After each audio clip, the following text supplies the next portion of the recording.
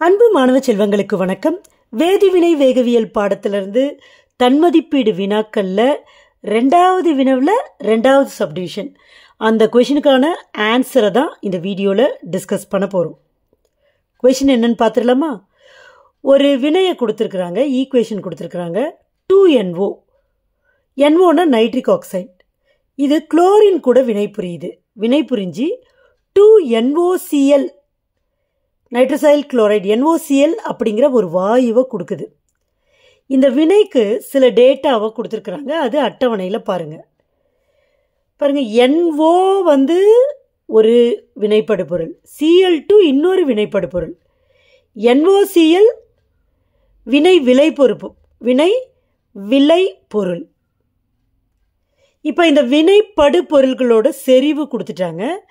வினை வேகத்தை, அதாவது NOCl உருவாதலின் வேகம், அதையும் இந்த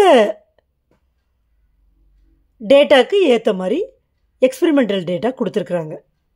இப்போ நம்ம என்ன கண்டுபிடிக்கணும்னா, ஒவ்வொரு வினை பொருளை பொறுத்து வினை வகை.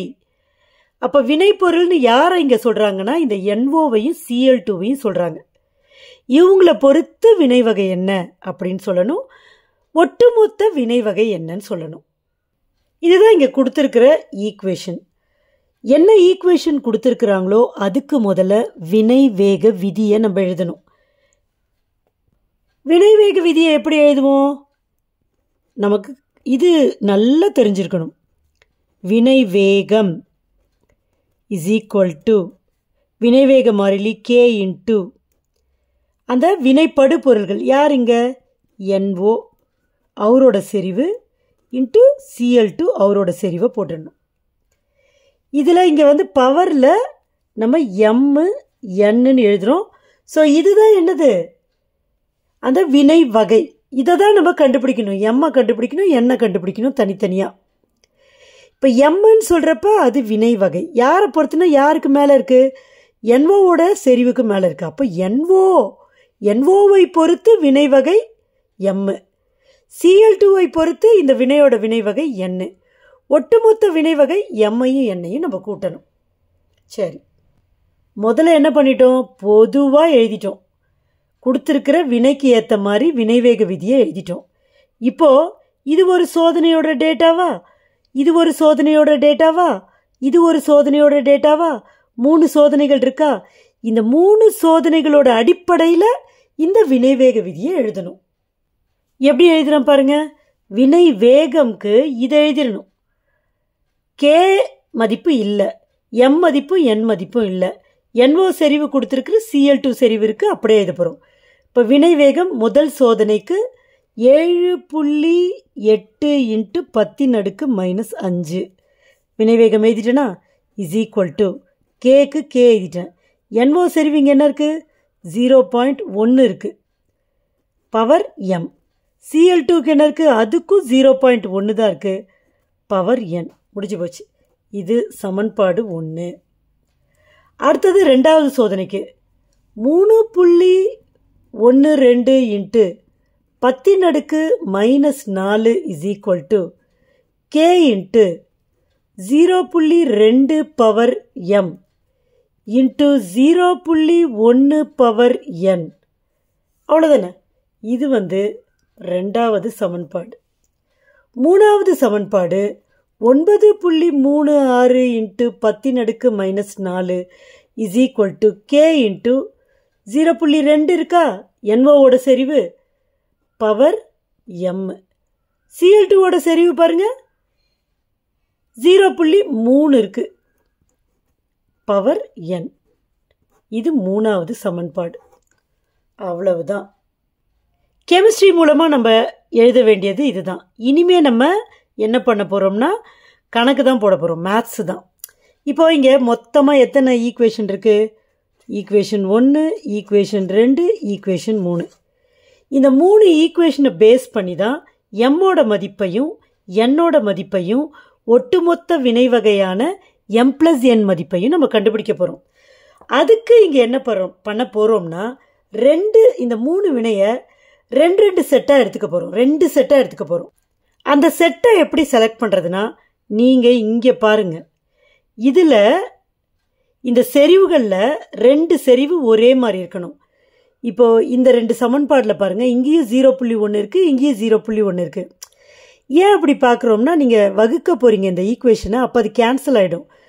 அப்போ இது வந்து 0.1 இருக்கா, இங்கேயும் 0.1 இருக்கா, அப்போ 2ஐயும் 1ஐயும் ஒரு செட்டாக எடுத்துக்கலாம், 2 and 1.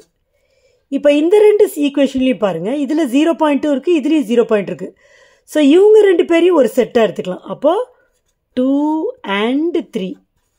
ஸோ 2 செட்டு எடுத்துக்கிட்டோம். ஃபஸ்ட்டு என்ன பண்ண போகிறோம், 2வது ஈக்குவேஷனை 1வது ஈக்குவேஷனால் வகுக்கணும். சரியா? 2வது ஈக்குவேஷனை இங்கே இருக்க அப்படியே எழுதுகிறேன். இப்போ இதில் ஒரு சின்ன சேஞ்ச் பண்ணிக்கோங்க. இப்போ 2வது ஈக்குவேஷனில் இது 2வது ஈக்குவேஷனை அப்படியே எழுதிக்க போகிறேன். எழுதிட்டுமா? மேலே இருக்குது 3.12 இன்ட்டு 10⁻⁻4 பை இங்கே = போட்டுடுறேன். இந்த 2வது ஈக்குவேஷனில் பார்த்தீங்கன்னா இங்கே கே இருக்குது, கேக்கு கே போட்டுடுறேன். 0.2 பவர் m இருக்குது, 0.1 பவர் n இருக்குது, அப்படியே போட்டேன். பை கீழே யார் எழுதணும், 1வது ஈக்குவேஷனை எழுதணும். இந்த 1வது ஈக்குவேஷனில் ஒரு சேஞ்ச் பண்ண போகிறோம். ஏன் பண்ண போகிறேன்னா, இதில் 10⁻⁻4 இருக்குது, இதில் 10⁻5 இருக்குது. அதனால் இதையும் ஒரே அடுக்காக இருந்தால் ஈஸியாக இருக்கும். அப்போ இதை 10⁻4 இன்ட்டு 0.78ன்னு போடலாம். கரெக்டா? அடுக்கு 1 ஆயிடுச்சு. இப்போ இந்த சமன்பாட்டை எடுத்துகிட்டு வந்து எழுதுங்க. என்ன எழுதணும், 0.78 இன்ட்டு 10⁻⁻4. புரியுதா என்ன எழுதியிருக்கேன்னு? கே இன்ட்டு 0.1 பவர் m, இதை எழுதிட்டேன். 0.1 பவர் n. புரியுதா உங்களுக்கு? இப்போ நம்ம கேன்சல் பண்ண போகிறோம். 10⁻⁻4 10⁻⁻4 கேன்சல் ஆகிடும். கேவும் கேன்சல் ஆகிடும்.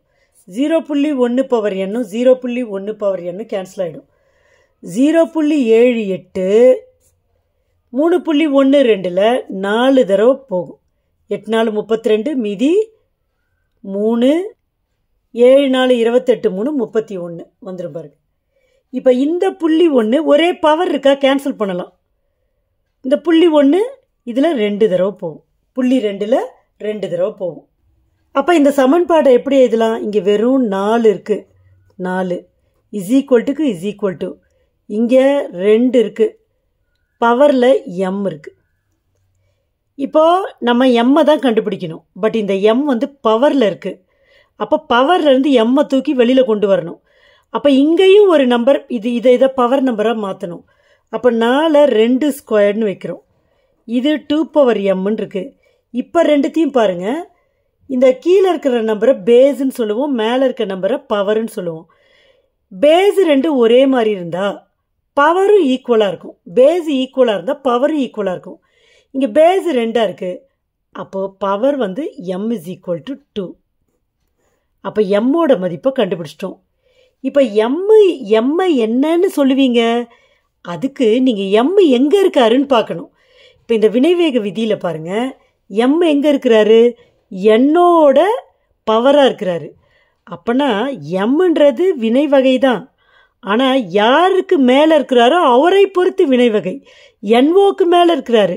அப்போ m என்பது NOவை பொறுத்த வினை வகை. அப்போ அதை எப்படி எழுதுறது, NOவை பொறுத்து வினை வகை எப்போவுமே யாருக்கு, வினைக்கு தான். வினையின் வினை வகை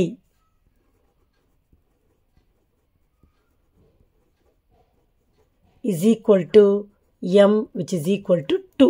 முடிஞ்சு போச்சு. இப்போ அடுத்தது நம்ம யாரை கண்டுபிடிக்கணும், n கண்டுபிடிக்கணும். அதுக்கு அடுத்த செட்டு ஈக்குவேஷன்ஸை யூஸ் பண்ண போகிறோம். இங்கே 3வது ஈக்குவேஷன் பை 2வது ஈக்குவேஷன். சரியா? 3வது ஈக்குவேஷன் பாருங்க, இங்கே இருக்கு 9.36 இன்ட்டு 10⁻⁻4 பை ரெண்டாவது equation 3.12 into 10 power -4 is equal to மூணாவது ஈக்குவேஷன் பாருங்கள் ரைட்டில் என்ன இருக்குது K 0.2 power M 0.3 power N வகுத்தல் பை இது வந்து ரெண்டாவது equation K into 0.2 power M 0.1 power N கரெக்டா? இப்போ கேன்சல் பண்ணுங்கள் 10 power -4 10 power -4 cancel K cancel 0.2 power M 0.2 power M cancel 3.12 9.36 3 தடவை போகும். அதே மாதிரி 0.1 0.3 3 தடவை போகும். இப்போ இந்த எல்லாம் கேன்சல் பண்ணது போக இந்த ஈக்குவேஷனில் மிஞ்சி இருக்கிறது என்னது? இந்த பக்கம் 3 இருக்கா இஸ் ஈக்குவல் டு இந்த பக்கமும் 3 இருக்குது. ஆனால் பவரில் என் இருக்குது பவரில் என். இப்போ பேஸ் ரெண்டும் சேமாக தான் இருக்குது. இங்கே யாருமே இல்லை. அப்போ பவர் வந்து 1 அப்படின்னு நம்ம வச்சுக்கலாம். இப்போ பேஸு சேமாக இருந்துச்சுன்னா பேஸ் ஈக்குவலாக இருந்துச்சுன்னா பவரும் equal. So N is equal to 1. இப்போ என்னன்றது யாரோட பவராக இருக்குது பாருங்கள். என் வந்து Cl2ஓட பவராக இருக்குது. அப்போ என் அப்படிங்கிறது வினை வகை. பட் Cl2க்கு பவராக இருக்கிறதுனால Cl2வை பொறுத்து வினை வகை.